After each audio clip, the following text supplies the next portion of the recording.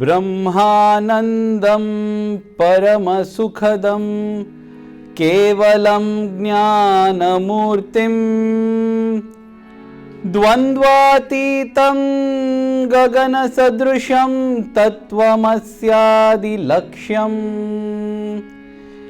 एकं नित्यं विमलमचलं सर्वदी साक्षिभूतम् भावातीतं त्रिगुणरहितं सद्गुरुं तं नमामि सद्गुरुं तं नमामि सद्गुरुं तं Namami. I offer my most humble salutations at the lotus feet of the Sadguru, who is an embodiment of Brahmananda, the ultimate Ananda, Parama Sukhadam, the one who confers ultimate happiness, Kevalam, pure consciousness, Jnana Murtim, the embodiment of Jnana or highest wisdom, Dvandva Titam, one who is beyond the dualities, Gagana Sadrisham, is all pervasive like the sky, Tattvamasyadi Lakshyam, one who teaches us the goals, the four goals of life, Tattvamasi, Aham Brahmasmi, Ayamatma Brahma and Prajnanam Brahma, Ekam, the one, Nityam, permanent,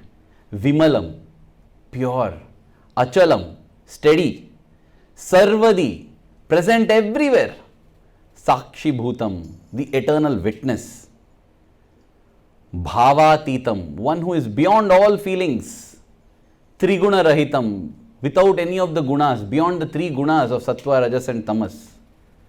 Such a Satguru, true Guru, I offer my salutations.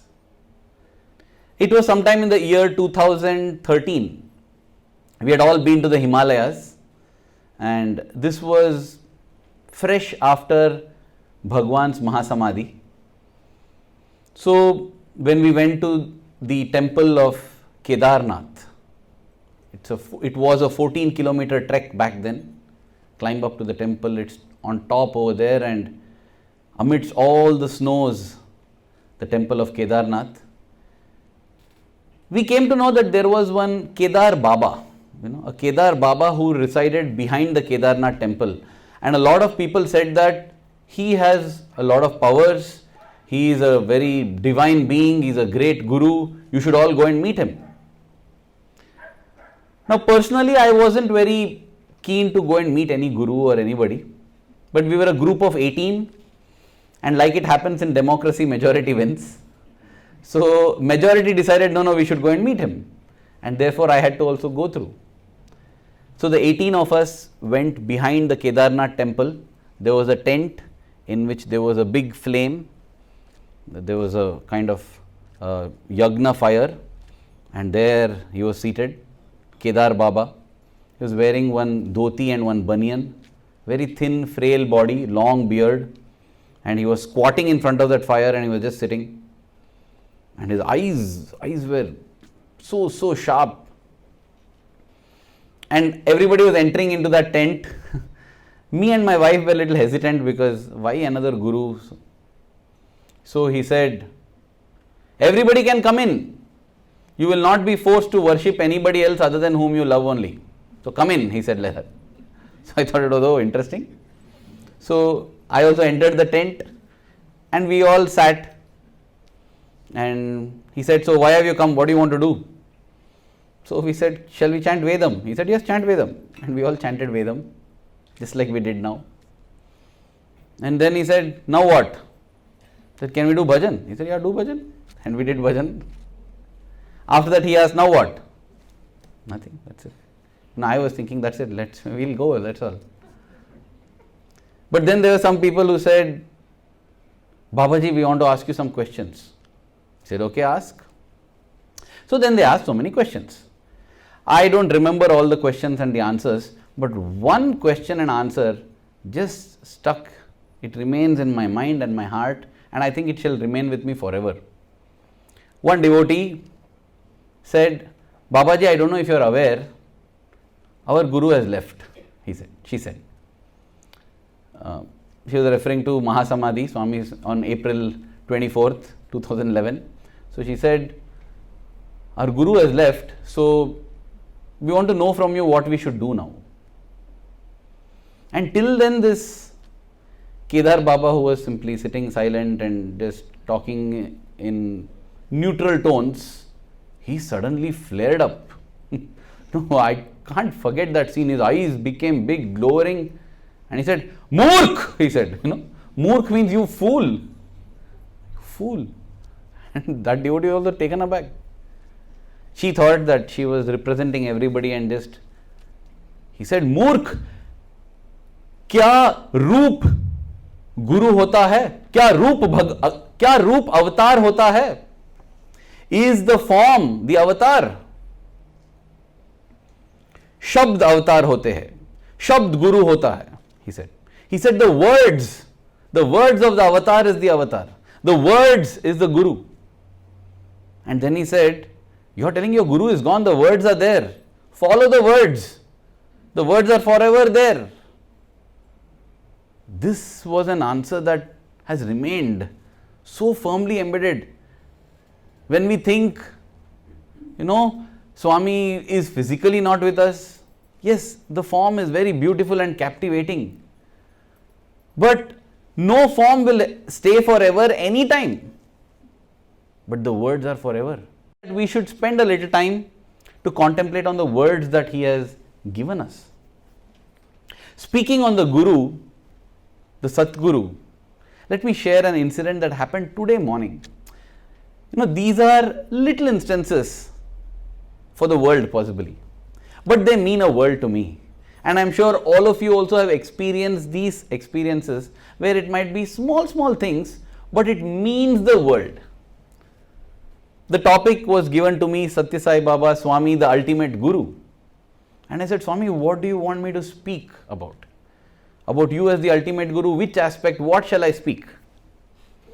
The day back in India when I was wondering what should I speak, a very senior member of the Sathya Sai organization says, here is something that I think everybody should know about Swami as the Guru. My ears perked up. Yes, what is it? I said, Swami is not just a Guru. Swami is the Satguru, he is the Jagat Guru, and he is the Guru Nam Guru. And I said, thank you, Swami. This will be the topic for my 3 talks. Swami the Satguru, Swami the Jagat Guru, and Swami the Guru Nam Guru. Satguru is the true Guru, Jagat Guru is the universal Guru, and Guru Nam Guru is the Guru among Gurus. I said, wow, this is lovely. So today morning, I thought I should speak about Swami the Satguru. And I had gathered a few thoughts. And in the morning, when I woke up, I had my bath, I got ready and I sat and prayed and I said, Swami, I got inspired that day and I picked the topic. I just hope that it is what you want. So with prayers to you, I am going to search on the internet for Swami as a Satguru, what you are saying in Sathya Sai Speaks. So I searched for what Swami says about Satguru in the Sathya Sai Speaks. The first discourse that threw up in the search results, which said, God alone is the Satguru, I said, this is what I should speak about. I am going to read this discourse. And I began to read that discourse. And Swami beautifully begins this discourse with this Brahmanandam Parama Sukhadam Kevalam Jnanamurtim Dvandavatitam Gagana Sadrisham Tattvamasya Laksham Ekam Nityam Vimalam Achalam Sarvadi Sakshi Bhutam Bhavatitam Triguna Rahitam Sadgurum Tam Namami. This is the Sadguru to which we must prostrate. A Sadguru who has all these qualities. And when we look at all these qualities, only God can have these qualities. And that is what Swami says.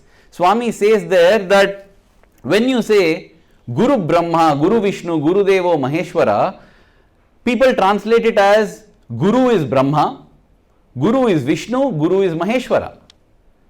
Brahma is the creator, the generator, the one who generates the world. Vishnu is the preserver, the organizer. of the world. These are just names given to different aspects of God. And Shiva, Maheshwara, is the destroyer who destroys, creates, organizes, destroys. Swami says this is what it is: generation, organization, destruction. G-O-D, God. Swami says it doesn't mean that your Guru is Brahma, Guru is Vishnu, Guru is Maheshwara. No, it means that Brahma is your Guru, Vishnu is your Guru, Maheshwara is your Guru. God is your only true Guru. That was the message in the discourse. And I said, Swami, I'm going to speak about this. And then, dear brothers and sisters, comes the punch. The punch that just knocked me flat, that my eyes moistened and a smile just blossomed on my face. I look at the date on which that discourse is delivered. See, Guru Purnima, related to the moon, is a lunar festival, which means it doesn't fall on the same day every year. Every year it falls on different days depending on the moon, because it's a lunar calendar that is being followed. Now that discourse was delivered on the Guru Purnima day in 1985, and the date was 2nd of July. And today we are in 2nd of July.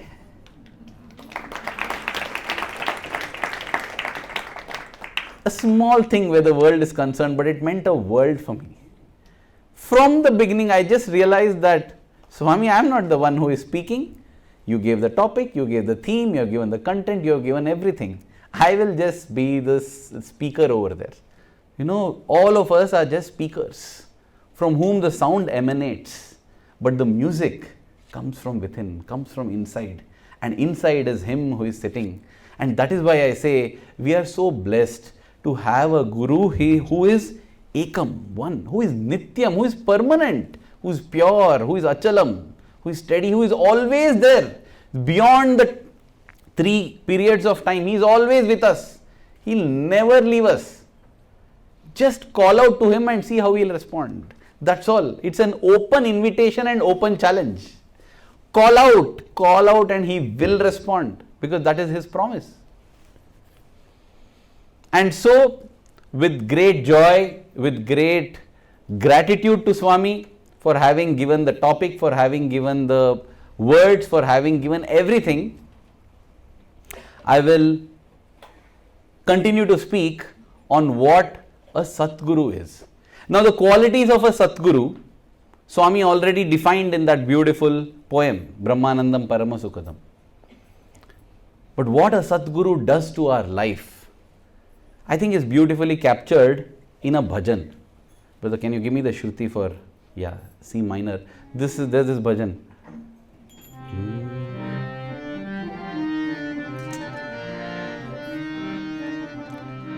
Sadguru Brahma Sanatana He,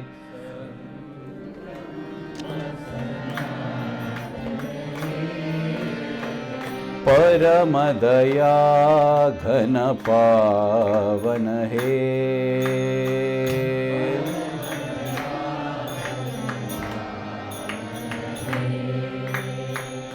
Janmaja Dukha Vinashana He,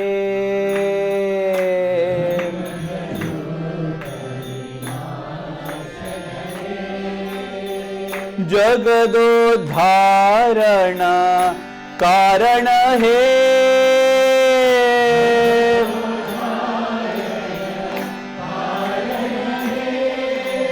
Sai Krishna Janardhana He,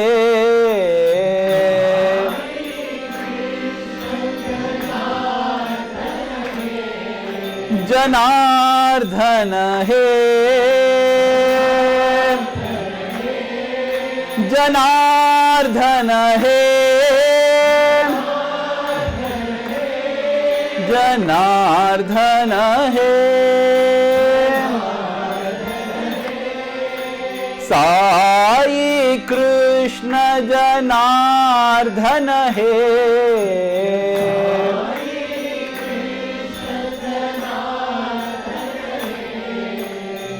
Bhava Bhaya Jaladhi Taran He,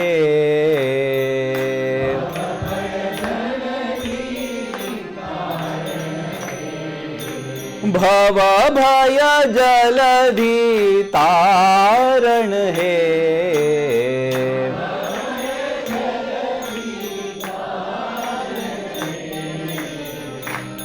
Sadhguru Brahma Sanatan hey. In this beautiful bhajan, the power, the magnificence, the blessings of the Sadguru are embodied. He is Sanatana, he is eternal. Paramadayagana, he is the ocean of mercy. Janma jo dukkha vinashana hai. He destroys the sorrows and pains and the karmas that we are carrying from multiple lifetimes. Jagadodharana karana hai. He is the cause, the reason for the Jagadodharana, for the emancipation of the entire world. Not only does he emancipate us at an individual level, but he uplifts the entire world. Sai Krishna Janardana hai. Bhava Bhaya Jaladi Tarana hai. He helps us cross the ocean of samsara. And not, there is this stotram that is sung on Guru Purnima, which says, Ananta Samsara Samudra Tara Naukai Tabhyam Guru Bhakti Dabhyam. Meaning, you are that boat that takes us across this ocean of life. That is possibly true for a guru. But who is a Satguru? On one occasion, when all the students were seated around him, Swami said, boys, children nowadays learn Baba black sheep. Swami said, but this Baba is not a black sheep. This Baba is a white ship, he said. Not a black sheep, but a white ship. He said, because with purity, I will take across everyone. We always consider the Guru as a boat, right? A boat can hold 5 people, 6 people. But a ship, a dreamliner this is, he can take across thousands across the ocean of samsara. That is the blessing that we have got. We have got Swami, who is a Sadguru, who takes so many across. At first I thought, let me narrate one story for each of these aspects. But instead of that, Swami gifted one story which has all these 5 aspects. And that is the beautiful story I thought I will share on this holy Guru Purnima day. This is a story of a person called Muhammad. Strange, right? Speaking about Muhammad on a Guru Purnima day, but that is what Swami does. Swami brings all religions, all people, everything together because all are one. Ekam, Nityam, Vimalam, Achalam. Let me take you back to the 1980s, the middle of the 1980s. There is a Sevadal coordinator from the state of Orissa, Mr. Prithviraj, and he is taking his rounds. He usually does his duty in the South Indian canteen. So he is taking his rounds there in Prashantinilayam to ensure everything is in order. He sees that there is some commotion happening at the Gopuram gate, one of the gates of the Prashantinilayam ashram. There is a Sevadal person fighting with another person, and the noise is growing. It's becoming a serious fight. So he goes to him. He says, what is the matter? What is the problem? So this man is trying to manhandle me, says the person. This Sevadal, he is trying to misbehave with me. And the Sevadal says, this fellow is trying to smoke a cigarette over here. Yeah, my cigarette, my body, why can't I smoke? You smoke with your body, your cigarette, not here. This is the fight that's going on. Half burning cigarette, he wants to puff it and this fellow is pushing it back. No, you are not permitted to smoke here. Now I want to smoke here. Oh. So to diffuse the situation, Mr. Prithviraj says, okay, don't fight. Come, you smoke, you come. And just holds him by the shoulder and leads him out of the gate. Get out of the ashram, you smoke how many? Whole packet you want, you smoke. So he says, no sir, tell me what is the problem. Swami has permitted me to smoke. Who is this fellow to stop me? He goes, that's right, please smoke. But he wants to just take him out of the gate. So he takes him out of the gate, diffuses the situation, a burning issue there, solves it. And now this person, then he's continuing to smoke. But now Mr. Prithviraj is very curious. Mr. Prithviraj was formerly an advocate in the Supreme Court of India, and he has been in the judicial field all his life. So he was very curious with one statement that this person made. This person said that when Swami has no problem with me smoking, what is this guy's problem? Swami has no problem with him smoking. What? Let me. So he says, so you said that Swami has no problem with you smoking. Did he tell you like that? No, he didn't tell me. He only gave me the cigarettes. Huh? So when did he give you the cigarette? Oh, it's a very long story. No, I have all the time. Come. So he took him to a tea shop opposite to the Gopuram gate there. Yeah, please tell me. This is 1985, I think, 85, 86. So he said, yeah, please tell me what is it. He says, okay, my name is Muhammad.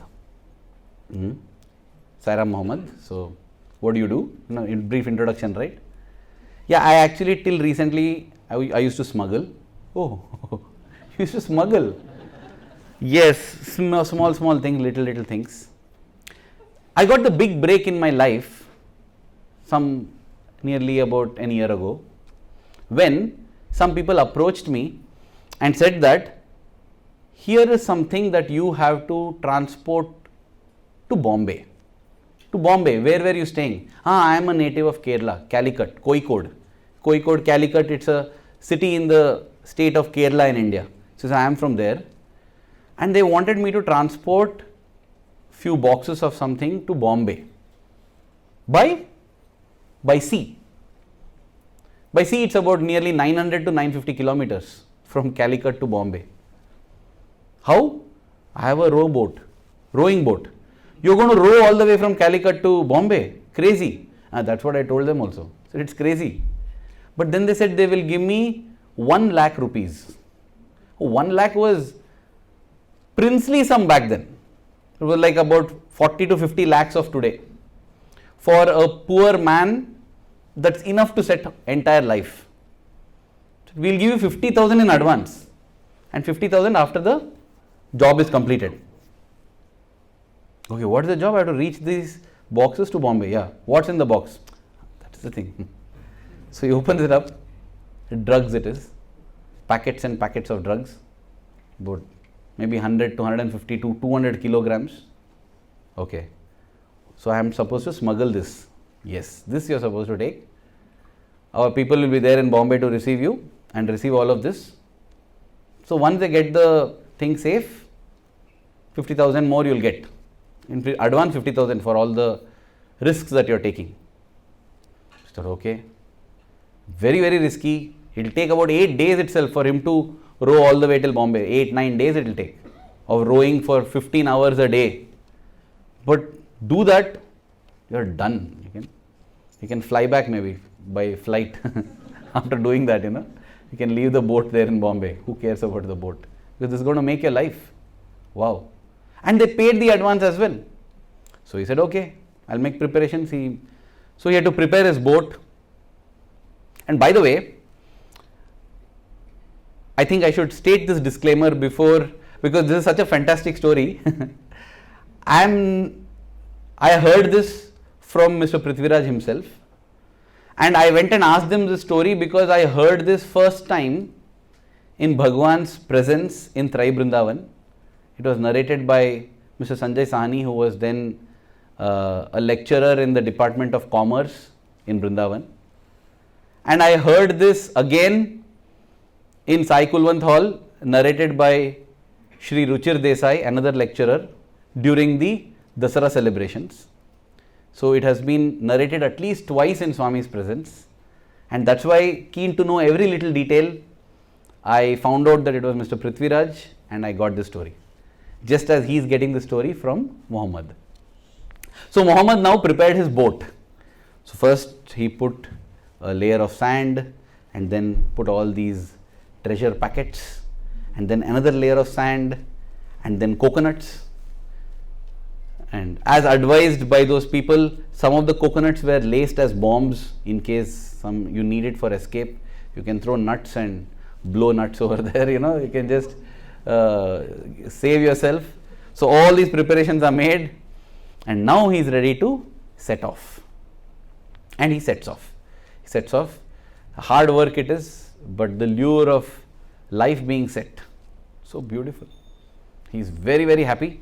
Somehow do this and get it. Yeah, he and his wife will not have to worry about anything in life again. And yeah, they had no kids back then, but he thought, yeah, once this is done, have kids and everything. He grows. When he reaches somewhere near Goa, Goa is the state that comes before Maharashtra, Bombay. So he's 70% journey complete, 4-5 days done. As he's nearing there, he's spotted by the coast guards. So suddenly he sees there are a few coast guard motorboats coming towards him. And now is the time to deploy his coconut bombs and hopefully come out of it unscathed. Otherwise, if he's caught, he's gone. It's all done. As he's worried, he's preparing. He's seeing the motorboats come towards him. Suddenly, a motorboat comes from behind him. Who is this? And there, on the stern of the boat, there is a person standing like that, folded hands, wearing a long, flowing white robe, tall person, and long hair which has been again tied in a cloth, having one joli bag on his shoulders and standing like that, and the boat is coming. And he's like, oh, who is this person? That person says, you are doomed, Muhammad. You will be caught. He knows my name also. I'm part of the gang or what like that. So, who are you? He says, I have come to save you. How will you save me? You just get onto my boat. Let me get onto your boat. So, this is a time when there come those moments in your life when you have to make a quick decision. You have to choose. And depending on what you choose, your life pans out in that direction. And there's not much time for him to think. So, he says, okay, if not anything, this guy will get caught, right? I'm at least on a boat that is drug free. Because this one is, so he says, okay, sure, come. And that's a motorboat also. So, he gets onto the motorboat. That person gets into his boat. And as he gets in, this guy puts off the motor, because let us see what happens. This person who has got into his boat starts calling out to the coast guard, hey, here, I'm over here. Come here. This crazy man. So he turns on the motor, goes little away, and from a distance he is watching. So the coast guard comes close, and as they come close, he is seeing what this person is doing. This person then turns to all of these people and says, so why have you come here? They say, what you are doing here? Carrying coconuts. Yeah, I am carrying coconuts and salt. Coconuts and salt, very, very unbelievable story, You can't believe such stories only. What do you mean you're coming? We get enough coconuts here, and salt in Bombay, we make salt. We have the whole ocean beside us, whole sea beside us. No, really. And from his joli, he pulls out a kacha keri, he pulls out a mango, a raw mango, pulls out a knife, slices the mango, digs into the sand and pulls out a packet, and pokes the knife inside it, pulls out that white powder, applies it on the mango, and hands it over to the police. Okay. This guy is like, oh God, he is going to spike them. He is going to put them on a high. And those people eat it and say, yeah, strange, it's salt. So I have hundreds of packets of them. I have 150 kilograms of salt. Okay, and he pulls out all the packets. And this guy is wondering, I don't think I packed salt. But those police are also smart. They say, we know that in the top you have put salt. What about below? So right in front of all the police, right in front of this Muhammad who is at a distance, this man pulls out the packet, cuts it and says, salt, empties it into the ocean. Takes another packet, cuts it, salt, empties it into the ocean. Salt, and he's emptying packet after packet after packet, and then picks the whole thing and says, actually I don't need it, and dumps the whole thing into the ocean. It's like mad gallow, this fellow has just damaged the whole consignment. But it is so, he's just stunned, he's just amazed, he just doesn't know what's happening. This is how the Guru, Swami says, Swami, the way he enters into our life, he enters through a miracle, chamatkar. But the chamatkar is just the marketing, it's just the entry. After that, the process of sanskar begins, where we are getting refined.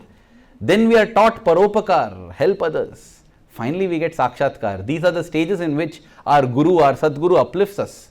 And Muhammad was experiencing the marketing phase, the first phase, chamatkar. But this was a chamatkar that he didn't want. He said, I would prefer somebody who can convert Salt to hashish maybe, not marijuana to salt. This is bad. This guy is converting it back to, he's just done. And then the police leave thinking this is some crazy nut. And now this fellow comes back and he says, how did you do that? Yeah, everything is possible. The other is reverse also possible. Can you make salt into this? Everything is possible.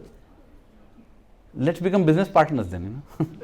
He thinks, cool, I'll get salt here, you make it the other way, and then I don't know how you're doing it, but he says, no, but this is not my business. Okay, whatever business he's doing, it must be profitable. He says, fine, whatever is your business, you tell me, I'll get into that. He says, my business is the business of heart. So you think this guy is some organ smuggler or something, okay? He says, so you smuggle hearts? He said, no. Business is very simple. You give me your heart, I'll give you my heart. Didn't understand. Muhammad doesn't understand. He has not heard these sentences any time in his life. He says, look Muhammad, you and your wife don't have children. You know why? Oh, he knows that I have a wife. He knows that I don't have children. Why? Because you are ruining the lives of so many children with drugs and all these smuggling things that you do. Stop it, then you will have children. Oh. These are stunning revelations. The process of sanskar has already begun after the chamatkar. And as he stands there on the boat, he says, stop doing everything, start fishing. But he's thinking, I don't have fishing nets, I don't have anything. He says, you take my boat, fishing net is also there. You take, proceed. Yeah, he's ready to exchange a boat. He says, no, but see, you don't understand. There are guys waiting for me in Bombay. If I don't deliver, no, they are not waiting for you in Bombay. They are in jail already. Huh? I know. By now, all the stuff that this old man has done, right? He believes that his friends are in jail. They are all caught, all are gone. You were the last fellow left to be caught and I have saved you. So now go back and start life afresh. He's very happy. He's already got 50,000 rupees. He's got a free motorboat. He's got fishing nets. He's been saved from the police. Awesome, great, good start to a new life. So he says, okay, I'll head back. What about you? You don't worry, I'll go. And he takes that rowing boat and he goes, just disappears. Wonders how can a man row so fast. Anyway, he goes back, travels back now in a motorboat to Kerala. And Muhammad reaches back Kerala and this thing now sticks in his head. Though he is going about his life, he just cannot forget. One thing I forgot to tell is, he asked this gentleman, where do you stay? I'll come and I want to meet you. So that old man gives him an address and says, this is the address where I stay. You can come and meet me. And that address is there with him. So he has gone back. Ever since he goes back, he is always thinking of this encounter with this old man. And months pass, 3-4 months, and then the burning desire, I want to go and meet this person. That's an address in Bombay that he has given. I want to go and meet him. So when all this happens, because it's not just about saving him from the smuggling thing, right? He's told him things about his life, knew his name. This is very, very bizarre, very mysterious. When such things happen, this is how God calls. But when such incidents happen, when such miracles happen, you are just dumbstruck. How do you explain it? That was how Muhammad was. He was just dumbstruck with all this happening. So he travels, he goes to Bombay, goes to the address. There's a magnificent home there, lovely building, and so many people are visiting. But oh, some big shot this guy is, huh? Big shot. So many people are visiting. So he also goes. And as soon as he enters, he sees a memorial for his friend. There's a statue, which means he's dead. So he begins weeping. And the person there asks, what happened? He says, my friend.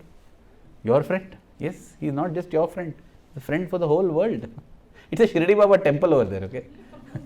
In 1985, he's going and crying there. In the temple.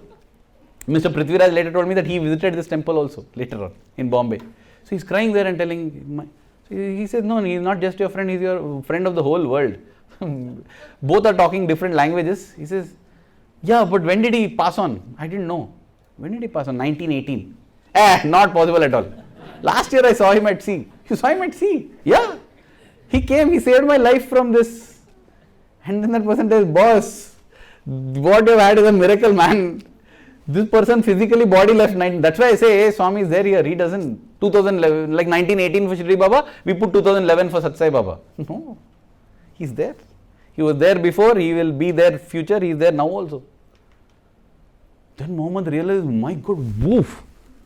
That's it, wow, Shirdi Baba. So that's it, he becomes Shirdi Baba devotee. He's fascinated, he's like amazed. This is such a thing, like he thought till now that he had experienced something amazing, and now he realized that what he has experienced is mind blowing. Returns back to Kerala and he's so thrilled. He tells his wife what has happened. And he says, you know what, let's clean our act, let us fully dedicate, and this is God, man, this is God. How else will I explain? Still no children for him though. One day during Onam is a festival in Kerala that is celebrated on a large scale. It is the most important festival in Kerala. So on Onam day, he sees there is a group of people walking on the street singing bhajans. They are carrying a palki. And in that palki, he sees his Shirdi Baba there. Hey, wow, he is very happy. And next to Shirdi Baba, our hero is there. And he's like, who is this Chotu? Who is this tiny fellow? That I know. Who is this? Oh, this is our Baba. But I heard that is the Baba. Yeah, that is Baba. That is before. Now Baba has come. Wow, this is another thing. Oh, he has come. He has come again. Part 2. Where? Puttaparthi. Oh, the great. So he travels. So that is the year in which he travels to Puttaparthi. 1985. He travels there, and during the festival of Onam, he is there, at the end of which Swami is granting special Pad Namaskar to all the people from Kerala. So he is also there in that group, and he is receiving this Namaskar. And in that group also, see, first time, imagine first time visiting, and first time itself you are getting Pad Namaskar. And in that, Swami selects a few people from Kerala for interview, and Muhammad is selected. Wow, he is so thrilled, he goes into the interview room.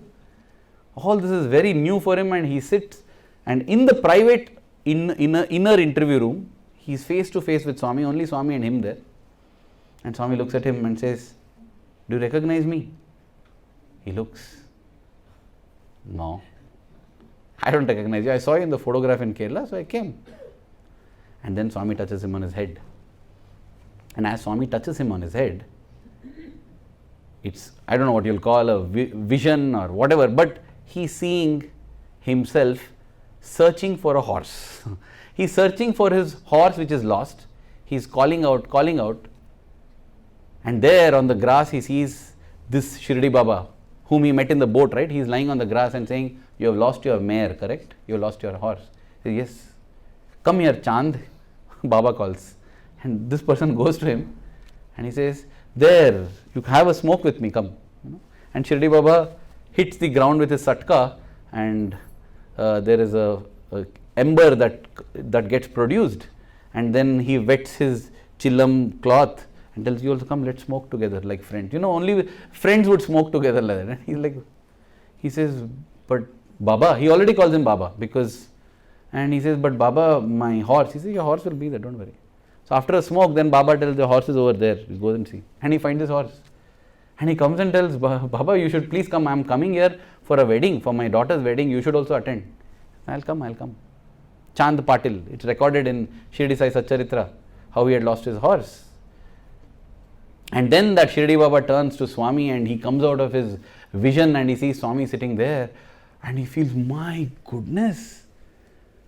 Swami had given him a glimpse of who he was, and now understanding what he had become, he feels so repentant.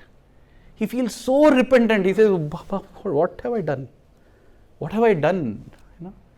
It's not by fluke that we have come to know Swami. Dear brothers and sisters, whether we know it or not, something extremely good we have done, our families have done. It's not easy to get to the Sadguru. So we may think nothing, we're just ordinary. You know what, I was happening to be there, I just happened to hear about Swami, I got to know. No, those are all just excuses. It's a great blessing. In Muhammad's case, he got to know, and he felt so terrible about it. He got tears thinking how he had messed up such a beautiful opportunity. He was so close. He was so dear to Baba, and what he had done of his life. But then the tears increase thinking, what is this compassion of Baba? Paramadaya ghana pavana he. Ultimate compassion. Janmaja dukha vinashana he. Jagadodharana karana he. That is Swami. And then Swami tells him, you don't have children, right? Because you have not improved your life. Give up fishing. Don't do anything. Don't fish also. My God. Same thing. There, you know how? Step by step. Give up drugs. So fishing is good. No, it's better than doing drugs. Now give up this also. Stage by stage, Swami uplifts us. Swami is not very strict. And then, as he tells this, as Swami tells this, he bends down, holds Swami's feet and possibly says, Sai Krishna Janardhana he, Bhava Bhaya Jaladhi Tarana he. Swami, please take me across. I don't want to get stuck again like this. Enough, Swami, enough. Let me be aware of who you are. Let me be aware always of this beautiful connection. And Baba says, sit, have a smoke.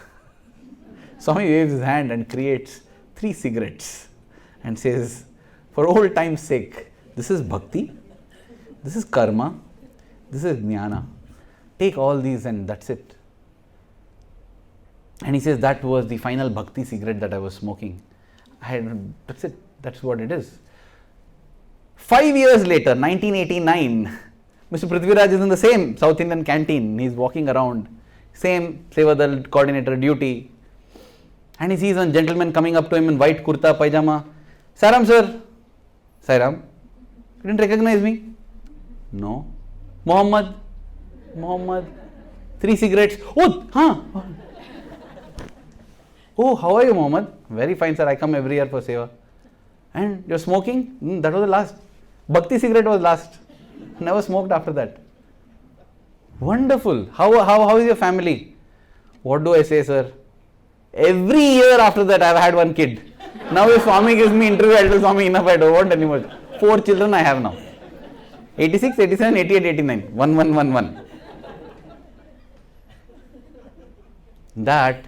That was the story of Muhammad, and I don't know wherever Muhammad is, what he's doing, but this is the Sadguru in whose presence we are. He's capable of anything. You would tell, I can make sky into earth, earth into sky, girl into boy, and look and tell, shall I make you girl? No, Swami. That boy would get petrified and say, no, don't, Swami. What if he makes me up really, But that is the power in whose presence we are. That is the Sadguru, and therefore, let me go back to the discourse on the 2nd of July 1985, because I feel it's so significant, and I feel that was Swami's blessings that got it today morning. Swami says that the Guru will take care, but you just do 4 things that will help you in getting closer to the Guru. What are those 4 things? Swami says the first, Tyaja Durjana Samsargam, give up bad company. Give up instantly. Swami would say, if there's a cobra in your hand, will you slowly release it or just throw it off? Throw it, right? That is how you should throw bad company. Avoid bad company, ABC of life. Give up bad company. And what is bad company? What is bad company? Swami gives a very clear, simple definition. Anything that takes you towards Swami, takes you towards God, is good company. Anything that takes you away from Swami, away from God, is bad company. That's all. So easy.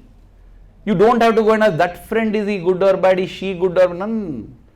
With that person, do I feel closer to Swami? Do I feel more love for Swami? Do I feel like working for Swami? Do I feel inspired? Do I feel nobility in my heart? Do I feel dharma, shanti, prema? Good company. Simple. Because practically we can't have more than 5 friends, 5 close friends.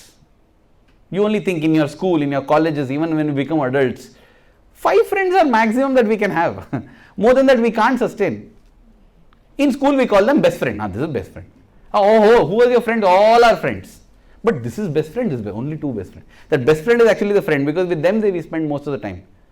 Think of the 5 people closest to you, and remember, you are a combination of that. You are 20% of each of them.